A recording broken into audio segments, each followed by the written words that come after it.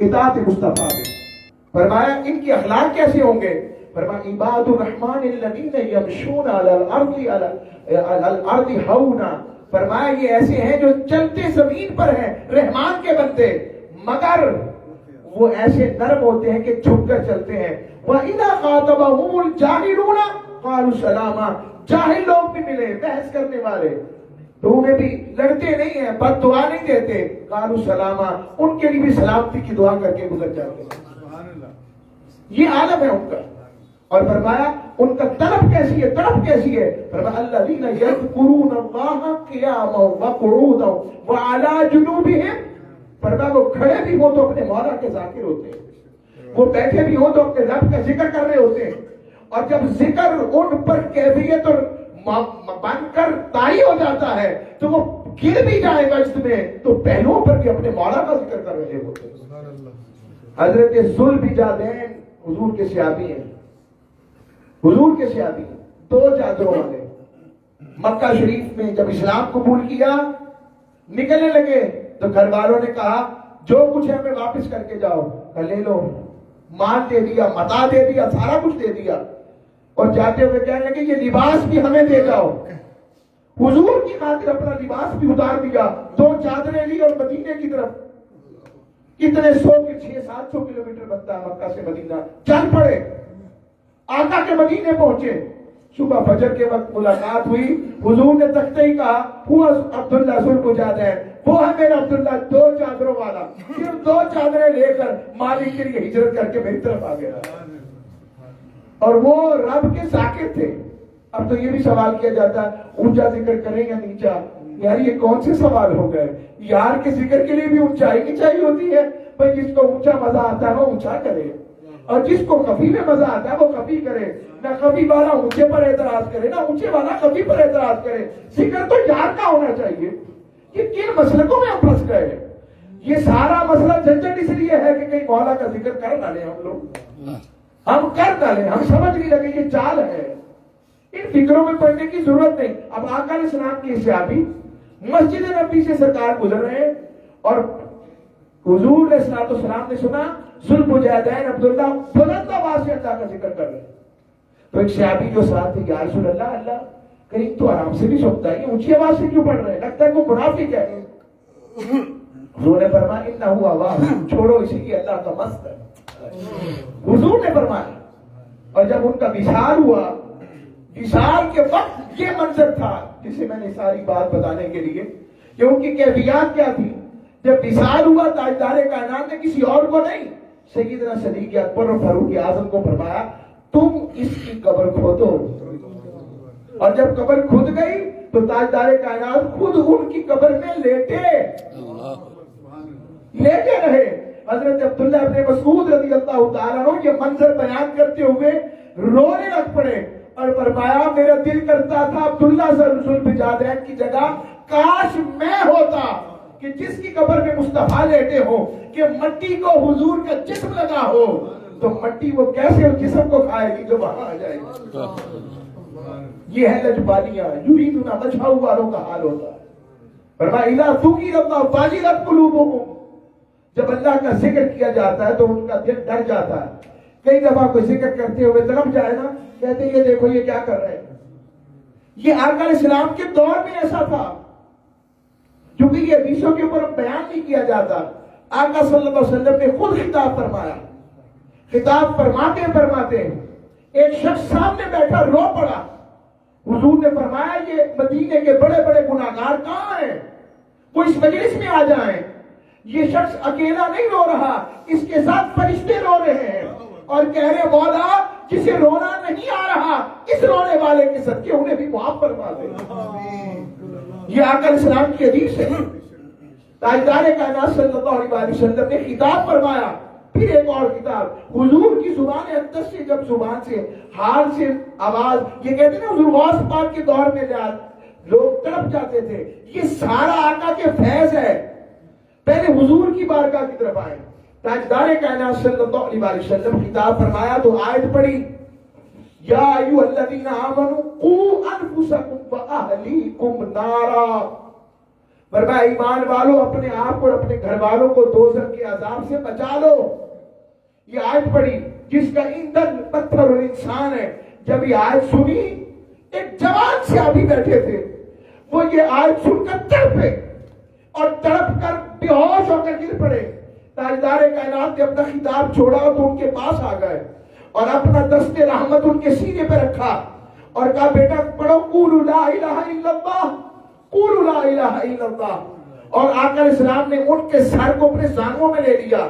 اب مجھے پتہ لگا جب یہ حدیث کہ اہل عشق و محبت کیوں رو رو کر محبوب کا ذکر کرتے ہیں, اصل میں رونے والے کی طرف توجہ زیادہ ہو جاتی ہے, یہ وجہ ہے. تو وہ روتے رہے اور وہ صحابی نے اچانک تھوڑی دیر بعد آنکھیں کھولی اور عرض کی یا رسول اللہ تو پتھر کیسا ہوگا جو دوزخ کا ایندھن بنے گا, وہ پتھر کیسا ہوگا؟ حضور نے فرمایا تم نے دیکھ لیا ہے کافی نہیں؟ فرمایا نہیں یا رسول اللہ آپ بتائیں تو صحیح. حضور سمجھ گئے کہ ان کا آخری وقت ہے. حضور نے فرمایا وہ چھوٹے سے چھوٹا پتھر بھی ایسا ہے کہ اگر دنیا کے کسی سخت ترین پہاڑ پر رکھ دیا جائے اس کے وزن اور طاقت سے وہ ریزہ ریزہ ہو جائے. یہ کہنا تھا اس نے وہیں پر ایک کیفیت کے ساتھ اپنی جان آفری کے سپرد کر دی. ایک اور صحابی ہے, حضور نے پوچھا وہ جوان انصاری صحابی نظر نہیں آتا, کہاں ہے کہاں ہے وہ؟ فرمایا یا رسول اللہ وہ ہر وقت روتے رہتے ہیں, ان پر اللہ کی خشیت کا رنگ چڑھ گیا, وہ روتے رہتے ہیں. فرمایا جلدی چلو مجھ سے ملنا چاہتے ہیں. حضور اسے ملنے آئے ہیں اور جب ملنے آئے دروازہ کھولا, دروازہ کھولتے ہی وہ آگے کھڑے تھے. آقا اسلام کو انہوں نے جب بھی ڈال دی, حضور کو ایسے معانقہ کر لیا. تو کیا وہ ربائی حضرت میاں محمد بشیر رحمۃ اللہ علیہ کی پڑھا کرتے ہیں, سپنے دے وچ مینوں ملیا ماہی کہ میں گل وچ پا لیا باواں, ارے ڈردی ماری اکھ نہ کھولا کہ یار جدا نہ ہو جاوے. تو آپ نے ایسا کیا حضور کی بارگاہ میں, ایسے حضور کو معانقہ کیا اور بس معانقہ کرتے ہی جان نکل گئی. موت کی کیفیت دیکھیں آپ. یہ کہا جانا کہ تڑپنا درست نہیں تھا, حضور کے دور میں دکھایا جائے. یہ کہاں لکھا ہے بھائی تم نے چکھی نہیں تو ہم کیا کریں؟ کسی چکھنے والے کے پاس بیٹھو نا جسے اس کی دیدار کی طلب ہو. نعرہ تکبیر, نعرہ رسالت, نعرہ حیدری, غلام ہیں غلام ہیں رسول کے غلام ہیں.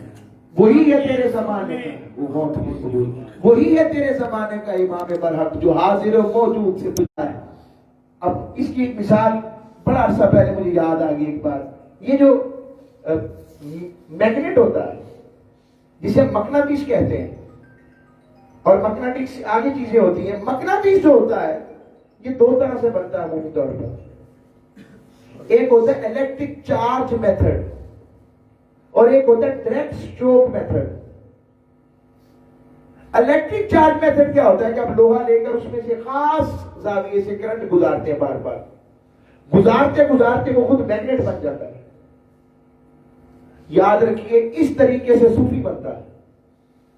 اس پر کبھی تزکیہ کرا, کبھی نفس لبامہ, کبھی نفس امارہ, نفس لبامہ, نفس ملہمہ, نفس مطمئنہ, پھر آگے سارے نفس راضیہ, پھر مرد وہ رنگ چڑھتا ہے.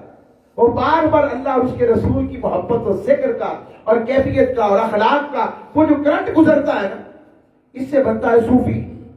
پھر وہ میگنیٹ بن جاتا ہے, اس سے بنتا ہے صوفی. تو مرید کیسے بنتا ہے؟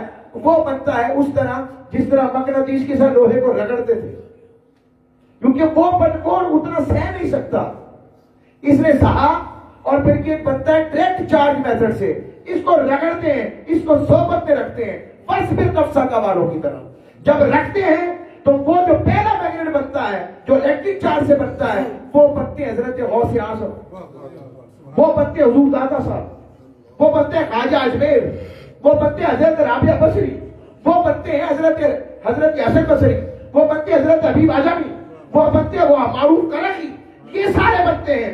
اور جو ڈائریکٹ چارج میتھڈ کے ذریعے آ جاتے ہیں وہ بن جاتے ہیں ان کے مرید, ان کے متعلقین, ان کے محبین, کہ جو رنگ انہیں ملتا ہے ان کی وجہ سے یہ رنگ ادھر بھی منتقل ہوتا ہے. مگر اس کا منبع ایک ہی ہے, کائنات کی میگنیٹک فیلڈ جہاں پر جا کر ختم ہو جاتی ہے, جو طاقتوں کا, روحانیت کا, محبت کا, حسن کا, عشق کا مرکز ہے, وہ گنبد خضرا, وہ آقا اسلام کی بارگاہ ہے جس کو رب اس کا مرکز بنایا.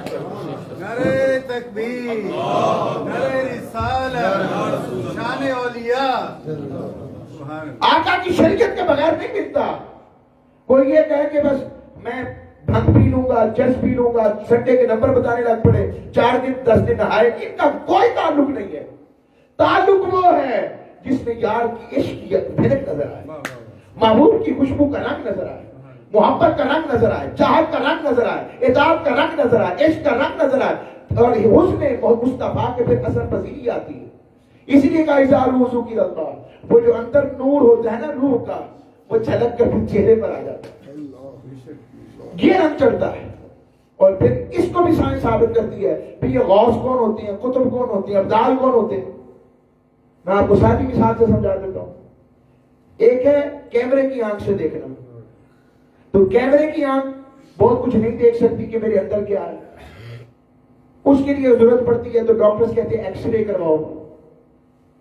ایکس رے سے پتہ لگتا ہے کہ اندر کیا ہے. اچھا کچھ لوگ اس سے آگے جاتے ہیں، ایکس رے میں بھی پتہ نہیں لگ رہا، اب کیا کریں؟ سی ٹی اسکیننگ کروائی جائے. سی ٹی اسکیننگ میں ہر چیز واضح ہو جاتی ہے. سی ٹی اسکیننگ میں بھی سمجھ نہیں لگ رہی ابھی کون سی رگ ہے اور کون سا اس کا جز ہے. چلو پھر اس طرح کرو، اس کے لیے پھر ایم آر آئی کرواؤ، وہ بھی میگنیٹک ہے، میگنیٹک ریڈیشن ہے، کہ یہ کروائیں. بس غوث قطب ابدال بھی وہی ہوتے ہیں. ابدال وہ ہوتا ہے جو ایکس رے والا بن جائے، قطب وہ ہوتا ہے جو آگے چل کر سی ٹی اسکیننگ والا ہو جائے، اس کے لیے اتنی باتیں کھلتی جائیں. اور غوث کون ہوتا ہے؟ فرمایا وہ ایم آر آئی کی طرح ہوتا ہے. اور پھر غوث اعظم، حضور غوث الاعظم رضی اللہ تعالیٰ.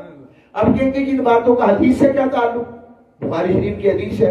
فرمایا جو ایسے فیلڈ والے بنتے ہیں، سمعوا الذی یسمعوا بہ، رب فرماتا ہے میں ان کی کان بن جاتا ہوں جس سے وہ سنتے ہیں، بصرہ الذی یبصر بہ، میں ان کی آنکھیں بن جاتا ہوں جس سے وہ دیکھتے ہیں، رجلہ الذی یمشی بہا، میں ان کے پیر بن جاتا ہوں جس سے وہ چلتے ہیں، یدہ الذی یبطش بہا، میں ان کے ہاتھ بن جاتا ہوں جس سے وہ پکڑتے ہیں.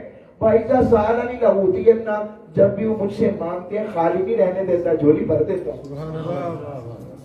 یہ مقام ہے ان لوگوں کا. بس میں اختتام کی طرف، اور یہ حضور غوث الاعظم رضی اللہ تعالیٰ عنہ کو اللہ نے یہ مقام عطا کیا. دل تو کر رہا میں اور کی باتیں کرتا ہے، اور اختتام پر اچانک میں بس ایک بات بتا دیتا ہوں آپ کو. اس عشق کے رنگ میں جو اس عشق کے رنگ والے بن جاتے ہیں، حضرت ذوالنون مصری، دیکھیں نا جن کا نام سن کے کتنا لطف آتا ہے وہ لوگ کیسے ہوں گے. کوئی نہیں. ذوالنون مصری رحمۃ اللہ علیہ آپ اور اپنے بھائی عبد الباری کے ساتھ ایک جا رہے تھے تو دیکھا کہ ایک جوان ہے، اس کو لوگ پتھر مار رہے ہیں. بچوں سے پوچھا اسے پتھر کیوں مارتے ہو؟ وہ کہنے لگی یہ پاگل ہے، کہتا ہے میں اللہ کو دیکھتا ہوں. حضرت ذوالنون مصری نے کہا کہ تو اپنی بولی والا، اپنی برادری والا، اس سے تو ملاقات کرتی ہے. آگے بڑھے تو لفظ آپ نے روایت کے، فرمایا شاب وسیم، ایک بہت خوبصورت جوان تھا. اس کے عشق کے لیے بوڑھا ہونا ضروری نہیں ہے، اس کے عشق کے لیے بال سفید ہونا ضروری نہیں ہے، اس کے عشق کے لیے محبت والی عمر ہونا ضروری ہے. اور جو لطف زور میں ہے نا، بعد میں اس طرح کا لطف ملتا ہے، مگر وہ لطف وہ نہیں ہوتا جو جوانی کی توبہ اور خیر میں ہے. اس میں جو لطف ہے وہ اور نہیں ہے. اب کمر کی تکلیف بھی ہو جاتی ہے، گھٹنوں کی تکلیف ہو جاتی ہے. جو مزہ صحیح درستگی کے اندر اس کی بارگاہ میں جھکنے میں ہے نا، وہ اور نہیں ہے. تو عرض کر رہا ہوں، تو آپ نے اس سے پوچھا تم کہتے ہو کہ میں رب کو دیکھتا ہوں؟ کہا حضور میں دعویٰ تو نہیں مگر ایک بات کہوں. کہیں کہ بات یہ ہے اگر ایک لمحے کے لیے بھی وہ میری نگاہوں سے اوجھل ہو جائے، میں مر نہ جاؤں، میری زندگی کیسی؟ کہاں ملتے ہیں یہ لوگ جو کہ مالک اگر تو ایک لمحے کے لیے بھی میری آنکھ سے اوجھل ہو جائے میں مر نہ جاؤں؟ کہا ذوالنون مصری میں دل سے نہیں کہتا کہ مجھے اس آنکھ سے دکھتا ہے، جب سے اس نے اپنا عشق دیا ہے میرے دل کو 2 آنکھیں مل گئی ہیں جس سے میں اسے دیکھتا ہوں. میں اس کا عرش دیکھتا ہوں، اس کا پیار دیکھتا ہوں. اب حال یہ ہے کہ جب اور ایک اور جنون وہ جسے اپنی تڑپ دیتا ہے نا اس کا مطلب اسے اپنا دیدار کروائے گا ورنہ اپنی تڑپ نہ دیتا. تاجدار کائنات کی بارگاہ میں صحابی بیٹھے تھے, عرض کی حضور ہم اپنے رب کو دیکھیں گے دیکھیں گے؟ حضور نے کہا ادھر آپ بتاتا ہوں, چودھری کا چاند دیکھا؟ جی حضور. کہا اسی طرح تم بھی اپنے مالک کو دیکھو گے. حضرت شعیب علیہ السلام کے بارے میں آتا ہے, آپ اتنا روتے, 2 دفعہ آپ کی آنکھیں چلی گئی, رب سے عرض کی پھر آنکھیں مل گئی. کہ شعیب کیوں روتے ہو اتنا؟ تجھے میری جنت کی طرف, جنت تیری ہے. کہ نہیں مولا. پھر کیا بات؟ مولا میں تیرا دیدار چاہتا ہوں, قرب میں رہنا چاہتا ہوں. کہ میرے دیدار کے لیے ایسا چاہتے ہو؟ پھر رویا کرو, تیرا رونا بنتا ہے.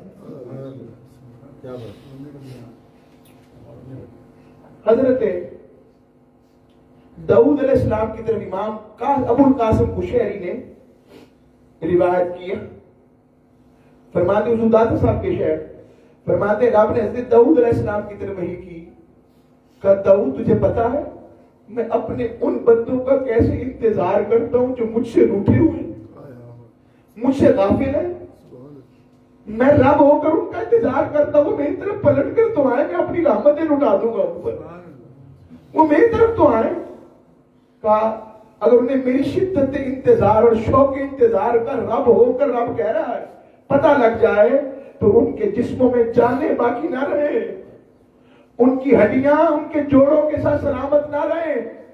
کہ میرے داؤد میرا یہ حال ان کے ساتھ ہے جو مجھ سے غافل ہوئے بیٹھے ہیں, تو جو میرے ہو جاتے ہوں گے میں ان کے ساتھ کیا کرتا ہوں. پھر وہ غوث اعظم نہ بنے تو کیا بنے. وہ حضور غوث پاک 90 سال عمر پائی, 13 علوم روز خود پڑھاتے تھے, 13 علوم 13 لیکچرز خود دیتے تھے, اور خطاب کرتے ہوئے ابو نجادی بیٹھے تھے, وہ ہر داغے پر ہر شیر پر گانٹ لگاتے جو حضور غوث پاک پڑھتے. 70,000 کے مجمع میں انہوں نے کہا حضور غوث پاک نے, ابو نجادی کیا ہو گیا ہے؟ میں دل کی گرہیں کھولتا ہوں تو لگاتا ہے. ان عاشقوں کی بات جدا ہے. آؤ لوگوں ان عشق والوں سے اپنا تعلق قائم رکھو, زمانہ بڑا طور فطر ہے. میرا ارادہ تھا میں بتاتا غوث اعظم کہنا کیسا ہے, میں نے کہا یہ بات چھوڑے, یہ چھوٹی بات ہے. یہ وہ ہیں غوث اعظم جو رب والے ہو جاتے ہیں, وہ فریاد سننے والے بن جاتے ہیں, ان سے رب ملتا ہے, اللہ اس کے حبیب کی خوشبو آتی ہے. ایک ہی بات, ان کے ایک بہت پیارے شاگرد تھے, ان کا نام تھا حضرت علی الحیدی. حضرت حضور غوث پاک کے شاگرد بھی تھے, خلیفہ بھی تھے, اور آپ تاجدار کائنات صلی اللہ علیہ وسلم کے صدقے بڑے نوازے ہوئے تھے. ایک دن حضور غوث پاک خطاب فرما رہے تھے, خطاب کرتے کرتے اچانک حضور غوث پاک کھڑے ہو اور خطاب کے دوران خطاب روک کر ان کے پاس جا کے ادب سے ہاتھ باندھ کے کھڑے. آنکھیں کھولی, تھوڑی دیر بعد ہے تھی تو دیکھا میرے شیخ کھڑے ہیں, چونک گئے, اور حضور غوث پاک نے مسکرا کے پوچھا خواب میں تاجدار کائنات کی زیارت کر رہے تھے؟ اللہ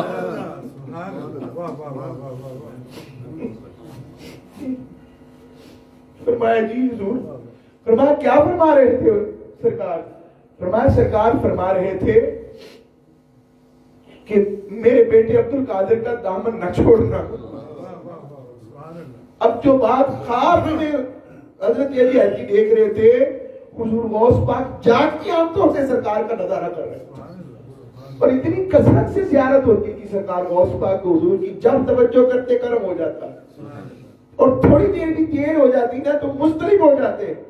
تو ایک دن سرکار نے کہا عبد القادر بیٹے پریشان نہ ہوا کر, پریشان نہ ہوا کر, ہمارے کتنے ہی عاشق جو ہم سے سچا پیار کرنے والے تھے مگر ہمارا دیدار کیے بغیر ہی دنیا سے چلے گئے. یہ تو ہی ہے جب طلب کرتا ہے, جب مانگتا ہے, ہم تبھی اس وقت تجھ پہ کرم کر دیتے ہیں. غلام ہے, غلام ہے, رسول کے غلام غلام یہ رسول میں بہت بھی قبول. اور عشق مصطفیٰ زندگی لوگوں یہ زندگی کن کے لطف میں مزہ ہے بتائیں. اس ساری کیفیت میں یہ لوگ ہیں جن سے وابستہ ہونے کی ضرورت. یہ شوق آئے تو پھر نماز چھوٹتی ہے، یہ شوق آ جائے تو پھر کسی پر ظلم کر سکتے ہیں، پھر غیبت ہوتی ہے، پھر چغلی ہوتی ہے. بس ان کا شوق کر لیں، بس پھر نفس کا والے بن جائیں، پھر ہر شوق رب کی طرف مڑ جائے گا، اس کے حبیب کی طرف. پھر ہم بھی مقناطیس والے کی طرح لگ لگ کر کوئی خیر والے بن جائیں گے. اسی طرح جیسے مولا روم نے پوچھا اے کاغذ تجھ سے خوشبوئے گلاب کہاں سے آ پڑی، تو کاغذ ہے. کہوں کاغذ مگر رہتا گلابوں کے دیس میں. ہم بھی کوئی گلاب ڈھونڈے جہاں پر عشق کی خوشبو آتی ہے. ہمیں تو وہیں سے یہ سودا نصیب ہوا. اللہ آپ سب کو عمل والا رکھے. وما علیہ ماشاء اللہ.